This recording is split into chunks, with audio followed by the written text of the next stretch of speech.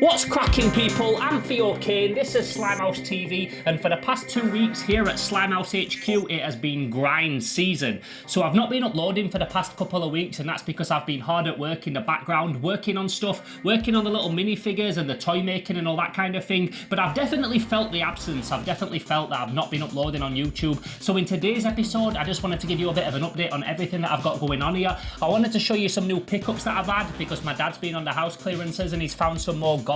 I've also had some really awesome things delivered that I want to show you by some friends. And then, like I said, I want to give you an update on all of the toy making stuff and how that's going. So if that sounds like a bit of you, as always, sit back, make sure you're comfy, and get yourself ready for a brand new fix of Slimehouse TV.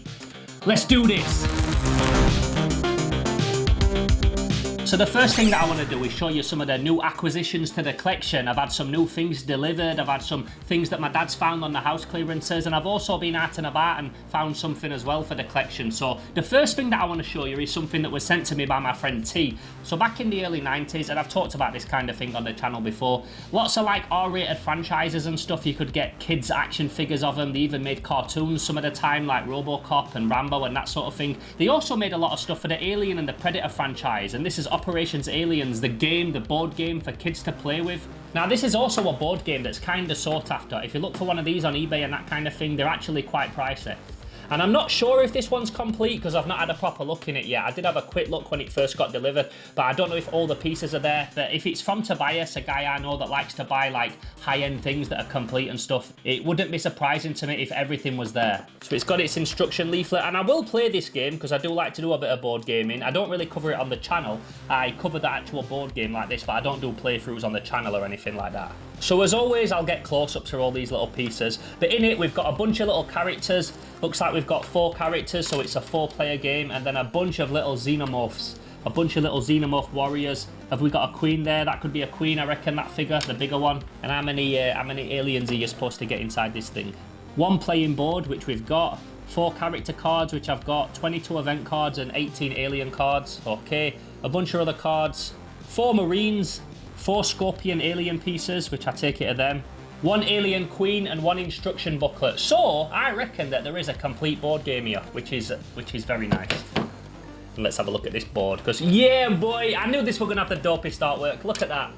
I remember talking about this to my friend the Ancient Mariner before when we were looking through some Japanese board games, and there's so much lost artwork inside these things. There's so many artists that would have been on like such a tight deadline and broke their balls to draw something good and colour it all and get it all finished in time, and yeah, for the most part, these kind of things are very much forgotten about and not many people gets to see them, so I'm glad that I can show them you today, because yeah, this is some really, really nice artwork here, especially if you love aliens and 90s comics. You've got all these little counters here, these little like character counters and stuff. Apone, Drake, Hicks and Ripley. So awesome. So yeah, as far as I can see, that's a complete board game there, and if there was anything missing, it would just be like one of these little pieces of paper, which I could easily replicate for the sake of having a game of it. So maybe me and Dave Blade or me and Bentlegs or something, I'll have a game of that soon and I can report back and let you know how we get on. Maybe I'll talk about it over on the Discord. I'm going to talk about the Discord later as well, because there's been lots of changes on the Discord, but I'm going to talk about that towards the end of this video. Now, as you know, my dad works in house clearances. I've talked about this many times on the videos before, and he comes across lots of stuff. There's lots of things in this studio, like these stools, my chair, the racking, the storage containers and stuff, the toolbox that I use in this studio, that all came from house clearances. And he does get a lot of household stuff and a lot of things that you would see in someone's garage or workshop and stuff that's very handy. But every now and again, he comes across some toy gold. Recently in a video, I talked about how my dad got out of a skip a bunch of Brave Star and He-Man and other 80s toys, some like absolute gems, and the toy god's blessed us again, and recently he come across someone who had a garage full of stuff, and the guy was just like, yeah, take everything that you want, I just want it all gone, and in there was some really, really cool vintage toys. Now, there were lots of stuff in there that I didn't want to take myself. There were lots of late 70s, early 80s Fisher-Price toys and that kind of thing. I took some photos of it, all the kind of thing that I wouldn't have had in my collection, but it's still really nice to see, and it was all like brand new in perfect condition. I did take a Tonka truck out of it because the Tonka truck was like new, and it was just the kind of thing that I thought, yeah, if I ever like talk about like classic toys, that's something that would be nice to pull out and show off. There was an Amiga 600 in there that worked. I got it working on my computer, so that's awesome, because who doesn't love an Amiga 600? But the main thing you got out of this, like the prize piece, the thing that as soon as I saw, I was like, yeah, I definitely need that, was these things. So these are boxed Britain's Space Alien toys. Now, I love these figures. I'm not a big collector of Britain's toys. I don't collect the cowboys or the soldiers or the knights or anything. I think they're cool, but you can't collect everything. But when it comes to the Star Guard and the aliens, I'm a big fan of them. And whenever I see them cheap, I always grab them and like put them in my collection. I don't have them displayed, but I've got a box full of the aliens and like the alien riding thing. I forget what it's called. It's like a big green space dragon. It's dope. It's what the aliens team up with in it. And yeah, there's a few factions of aliens and stuff in this Britain set. So I always try and pick them up whenever I see them cheap, and you can't get cheaper than someone giving them away for free. So yeah, as soon as I saw these, I was like, Dad, all that stuff's awesome, but can I please have these? Because yeah, they're a bit of me. So again, I've not even looked inside these. I've not even opened this box, but my dad tells me that there's lots of little pieces in here, so I'm looking forward to having a good look inside. Oh man, it's like new. It's absolutely mint. It's even got the plastic inlay. Got to be careful with this because these break easy. Damn, son. So first of all, just looking at the box is absolutely mint. We've got the Star Guard on the front and the aliens on the back. And these look like they could have come off the shelf yesterday and you wouldn't have batted an eyelid because, yeah, they're absolutely, like, perfect condition. They're pristine. And as always, I'll get some close-ups of these, but these are just, I can't even tell you how clean these are. These are the kind of thing that looks like somebody just bought them, played with them once, put them straight back in the box and then never looked at them again. And these come out in the early 80s, like 81, 82, that kind of thing. So yeah, to have these in such immaculate condition, the only way you can get them like that is when they've been put in a box and just never looked at since. And they're also like a mix between like a toy soldier set and then something like connects, like a construction set. Because you've got all these little different pipes and connecting pieces that all stick together and you can put them together in all different various ways. And if you've not seen any of the vehicles, you've probably definitely seen some of these little soldiers before, these little Star Guard. And I always thought that was such a dope name, the Star Guard. And you get them and you put them on these little metal stands. And all the Britain's toys usually come on like a little green square stand. But the Star Guard and the aliens all have their own like unique bespoke stands. These ones that almost look like little hoverboards. And the rarest thing obviously to find in them is the little dome heads and then these little ray guns that they all have. These ray guns or these ray rifles because they're a separate piece. So yeah, very, very easily lost. Bring that one here a minute. That's it way. That's it road. And like I said, there's a couple of different types of alien races in these sets. These are the more common ones and for a lot of people will probably be the most nostalgic. Look, all these little pieces that can just come off and get broken. Then you run it along the floor like that and the little aliens are inside it like moving up and down in like a kind of gyroscope mechanism. We've got these little aliens again with their little rifles and their ray guns. The helmets are wicked. I wouldn't mind actually making like my own figure of these, like my own version, my own Playmates action figure, like late 80s, 90s style figure of one of these aliens, because I think those heads are so iconic.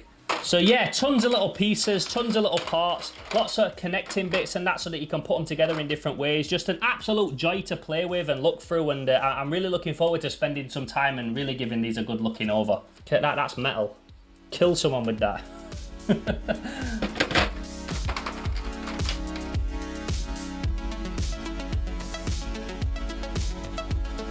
Now, a couple of days ago, I had a visit from a close friend of mine, a fellow YouTuber and somebody that you'll probably recognise if you watch my videos because he's been in many of them and I've been in lots of his, and that's Retro Ghetto. So we came up to Sheffield for a few reasons. One, because we've not got together for a while and we always like an excuse to hang out. Two, because he came to pick up his Toe Jam and Earl and Zul figures that I made for him a few videos back. And then three, because there's a retro video game shop in Sheffield that he wanted to check out called Super Retro Video Games, I believe. So we came up, we got together, we had some food and stuff, and we checked out this shop that I've never been to before. Now, I expected it to be just full of games, but when I got there was quite the spread of toys there as well. There was quite the toy collection. Not loads, but a few cabinets full of stuff. So I'm having a look in them like you do, and I saw something that I actually need for a collection. And not only that, a collection that I talked about very recently in one of my most recent videos. So yeah, while we were there, I picked up this thing. And this is the third figure that I need in the Palisades House of the Dead collection. So this guy's called Johnny. You'll remember him in the game if you played House of the Dead 2 back in the day. He's the dude that throws the axes at you. He also comes with two of these zombie frogs as well, which are like massive figures on their own in many ways. They're almost as big as him, look. And what I really liked about it was the fact that it was loose, but it came with both of his weapons and both of these frogs, and nothing was damaged or broken.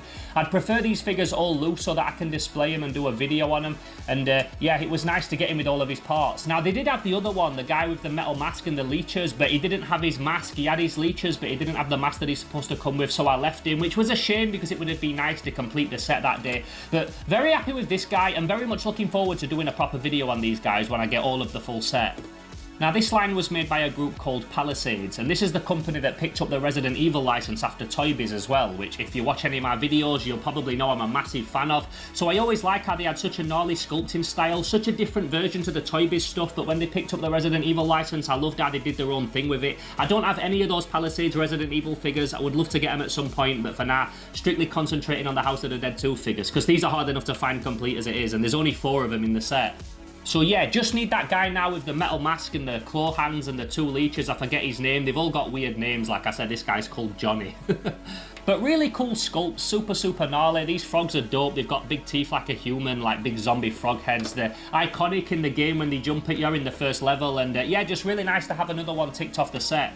So big shouts to Callum for coming up to Sheffield. While he was here, we also did something really cool, because like I said, my dad works in house clearances, and for quite a few years now, anytime he finds any games, I've been storing them up so that I can go trade them all in at Kex at some point. So the reason for that is I want to get a PS5, but I don't want to buy a PS5. I'm a big gamer, but at the minute I only play PS4. I play competitive Overwatch every night, and then I also try and play a lot of the new story games that come out and stuff. And I really want to play Space Marine 2, but I don't have a PS5 yet. So basically, for the past few years, all the Nintendo Wii and the Xbox 360 games and the Nintendo DS and all like the modern era of games that I don't collect, anytime my dad gets any of them, I put them in storage boxes. So while Callum was here, he went through just one of those boxes. Bear in mind, I've got like 6 of these now stacked up, and pulled out like a few standout games, and I took them to CEX, Kex, and I just took in a handful, like 20 games that I didn't really think were worth anything, but I came out of Kex with a £94 voucher, so almost £100 towards my PS5. This is also something that I've spoke to Callum about maybe documenting regularly on his channel, so that'll be cool if we can keep like making a little bit of a journey out of this and feature it in his Sunday vlogs. But if you've never watched Callum's channel, he's basically a dude who's like the Kex master. He goes around different thrift stores and charity shops, finding games and then taking them into CEX, trading them in so that he can build up credit, and then goes in and buys like a big game, something for his Nintendo collection or like another like prize piece for his collection. He's got a whole room full of stuff. I covered it before, but he's constantly adding to it. So even though I only went like a year ago with Bent Legs, he's added so much to it since then. So yeah, definitely check out his channel. He also filmed with me while I was here, so I'm heavily featured in his video. He did a room tour, he filmed a lot of my house, and he was also here in the studio filming me going through all the games and that kind of thing. So yeah, a really cool video, or 2 videos. I don't know how he's going to split it up, but I'm looking forward to seeing it. So yeah, make sure you follow his channel if you want to see that, and also for all the other cool content that he drops, because if you like my videos and my vibe, then chances are you're also going to like Retro Ghetto as well. So speaking of fellow YouTube creators, last week I received a parcel from someone who is probably my favourite YouTuber. I can't even front. I've got lots of friends who make YouTube videos. There's lots of people on YouTube that I enjoy watching. But for me personally, this guy's videos just take me to a next level. He features content that's so helpful to me. He's so good at like what he does. He flosses so many skills in him. The way that he edits them, the way that he narrates them, the music choices, everything. They just, for me, take the #1 spot of all the other YouTube creators that I watch on the platform. Not to take anything away from anyone else, but for me, this guy is my personal favourite. And I'm of course talking about the Craftsman. Now, the Craftsman is a dude that covers lots of different types of crafting on his channel. He's a master of many different skills. He knows how to use every type of tool. He knows about every type of resin, every type of mold making. He's just a dude that's like experimented in so many different fields that he really is a master of so many of them. But it's his toy making content that I really connect with. I said this in a recent video, there's not many people on YouTube doing toy making content, and this guy is just like an absolute genius at it. Now earlier this year, me and him got to talking, which was awesome for me because I've been a massive fan of this guy for so many years, since I first discovered him like 5-6 years ago or something like that. And he asked me if he could send me a care package, which obviously I was like, of course you can, man, that'd be absolutely amazing. Now inside the package there were lots of cool stuff, some things that I might cover later on in a future video, but the main thing that I was excited about was seeing this thing in there. So this is Craftsman's pocket note. Now I've watched all these videos about how he created this thing. It was a long process. It was basically like a collaboration with a few different people. Craftsman designed it and then they got a guy to sculpt it in VR with like a headset on, actually doing it in virtual reality. Which, side note, I'm super intrigued by and is something I would definitely like to have a go at some point. Someone on my Discord sculpted a robot in it and I was like, yo, I really need to give that a go. That looks awesome. And because Craftsman wanted to have this guy injection molded, he then went to someone else who created him like an aluminium mold that you can then put inside an injection molder. Now, injection molding is the best way to make minifigures and accessories and that kind of thing. So many toys are made with the injection molding process. It's something that's not cheap. It's like a really professional way of making toys. All the Toxic Crusaders toys and the Playmates figures and things that I talk about on this channel and the minifigures, so much of that stuff is all injection molded. So Craftsman has his own injection molding machine, but to make molds for it is quite a task. So basically, long story short, Craftsman covered in many videos how he injection molds toys and stuff. So this is one that he's actually injection molded himself. Now this is a really cool figure. It's got 4 different faces with 8 different emotions that you can put inside his little face to change how he looks. He's made from like a fun, flexible plastic, almost like a monster in my pocket. And the way that they do it is they get all these little granules and you put them inside the machine, heat them up and then push them inside the mold and it makes these figures. But that's not even the most impressive thing that's in this box that he sent me. Because one of the main reasons that myself and Craftsman got to talking was because we're both big fans of Sofubi. Now, if you've watched any of my videos where I cover Sofubi, you've probably heard me talk about the process of it and how it's really not an easy thing to do. Lots of the chemicals that you need to make those types of toys are not even legal in the Western world, which is why we have to go to China and Tokyo and Mexico and all these types of places to get it made. But basically, Craftsman, being the absolute genius that he is, figured out a way to make Sofubi at home in his workshop, and he sent me a piece of it. So this here is one of Craftsman's homemade Sofubi pieces, which to me is absolutely mind-blowing. Now, I have seen people before try and replicate the feel of Sofubi, try and do stuff in the Western world, in America and in England, trying to make something that looks and feels like Sofubi. But this is the first time me actually holding a piece in my hand that wasn't made in one of those countries and was made in America, and I'm super impressed with it. I've been around a lot of Sofubi in my life, but I think this holds up next to any of the stuff I've ever seen. Now, at the minute, this is a technology and a process and a way of making toys that's very much in its infancy, because this is something that Craftsman is actually like pioneering himself. And seeing this little thing just gets me so excited because it's got so much potential, and I'm really honored to own one of these pieces now, like to own one of the first things that he's made in the Sofubi world, because yeah, I can only imagine where he takes this. In the next few years, how crazy is Craftsman going to take this technology? Because yeah, the Craftsman never does things by halves. So what I'll do is I'll link Craftsman's channel down in the description below. If you've not seen it already, then you're in for such a treat. Like, he's got such a back catalogue of gold. I wish that I could go back and discover this stuff for the first time again, because I've watched them videos 100 times and they never got old to me. So yeah, big up the Craftsman, and I'm so honoured to have one of his first initial pieces of his homemade Sofubi in my collection. And like I said, I can only imagine where he's going to take this now in the future, and I'm really excited to see it. There's also a bunch of stickers in here, lots of iconic images that I've seen in his videos many times. He's also got the caution wear use some gloves sticker. We've got the Steady Crafting logo. And not only is it so cool to get all these pieces from him and have a few new toys that he's made himself to add to my collection, but also just to call this guy a friend now really does mean a lot to me. If you'd have told me a couple of years ago that I'd be friends with a Craftsman, I'd be like, no way, that's crazy, because I'm such a big fan of this guy's work. So big ups to the Craftsman. I'll put the links to his videos down in the description below, because if you've never seen him before, then like I said, you're in for an absolute treat, because yeah, the Craftsman is the GOAT, man. For me, he is the GOAT on YouTube.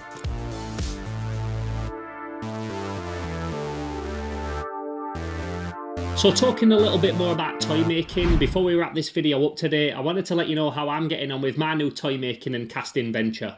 In that last video that I dropped, I said that I was going to concentrate more behind the scenes on working on these toys and not worrying too much about having like multiple camera setups and lighting on me and things and trying to talk to camera and being engaging, because when you're trying to learn a whole new skill and concentrate on it, like talking to camera and filming yourself is just a distraction that you don't need, and I found that out when I was doing those first 2 videos. So that's exactly what I've been doing. I've been working hard behind the scenes. Like I said at the start of this video, it's grind season here at Slimehouse HQ, and for all the mistakes that I made in those first 2 videos, they really did help. I really took that knowledge with me, and I've come on leaps and bounds since then. In those videos as well, I was concentrating on doing 1-part cut molds, so I sacked that off. I really didn't like it. I much preferred working with a 2-part mold, because you have a lot more like control over where you have the seam line and that kind of thing. So although I'm not going to show too much in this video today, I did film a lot of that stuff, not me talking to camera, just like shots of what I was doing and stuff that I can narrate later. And yeah, I've made some massive improvements since them first attempts.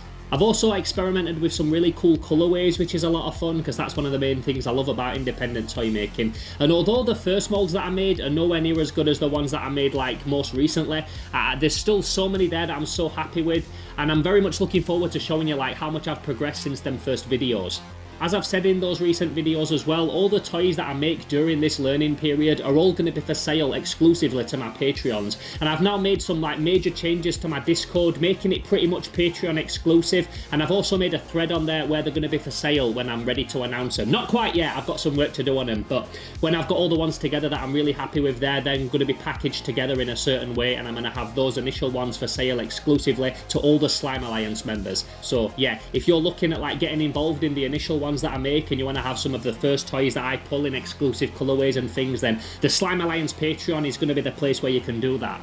So I'll put a link to the Patreon down in this video's description with all the other links that I've talked about today, and then when you join that you get instant access to the Patreon Discord. So I talked more about this on the Discord recently. I wrote kind of like a blog explaining my thoughts and why I'm doing it. So from now on, moving forward, any like exclusive updates that I do are all going to be over on Discord. I'm on there all the time chatting to people. It's also going to be the best way now to directly message me anything you want to ask me. I'm also going to be doing some hobby hangs on there. We're going to do some watch-alongs. There's lots of things that I've got planned. It explains it all in the blog that I wrote on there. But yeah, it's going to be the best place to keep in touch with me. It's the place where I'm going to be posting all of my exclusive pictures. So lots of the toys that I've been working on, I've been putting pictures over on the Discord as well. And just a really nice community that we're building over on there. Not the biggest community, but it's a very loyal one. It's full of cool people, and I'm really looking forward to seeing it grow. So if that sounds like a bit of you, I'll put the link to it down in the description so you can join the Patreon. You then get instant access to the Discord. You can join the Slime Alliance tier on Discord, and yeah, come hang out. So I really hope you enjoyed this video today. I'd love to know your thoughts on any of the things that I showed or any of the things that I talked about, and if you've got any ideas of things that we can add on the Discord that might make you want to join the Slime Alliance if there's not something on there that's drawing you quite in yet. I had a lot of people ask me about the Raziel toy. That's also something that I'm going to be covering in a future video. I've been working on that and that's very nearly finished. I'm just doing his articulation and stuff, and then he's going to go to print, so I'm really excited about that. And I just hope you've enjoyed this catch-up as much as I have. I said this recently in a video that at the minute I've got so much going on behind the scenes that it's difficult for me to drop a video every single week. These videos take time to make, and they take like 4, 5, 6 days sometimes to get just one simple video out. That Skeleton Warriors video that I did a couple of weeks ago took like 5 days to make, believe it or not. So at the minute I can't really get one out every single week, but just know that whenever I can make a video, I will always make one, and I really do enjoy dropping stuff on YouTube and hearing you people that watch these videos like share your thoughts on it. So hopefully I will try and drop a video next week, but if not, just know that I'm working hard behind the scenes and anything will be worth the wait. So until that next video, I really hope to catch you then. I'm Theo Kane, this is Slimehouse TV, and I'm gone.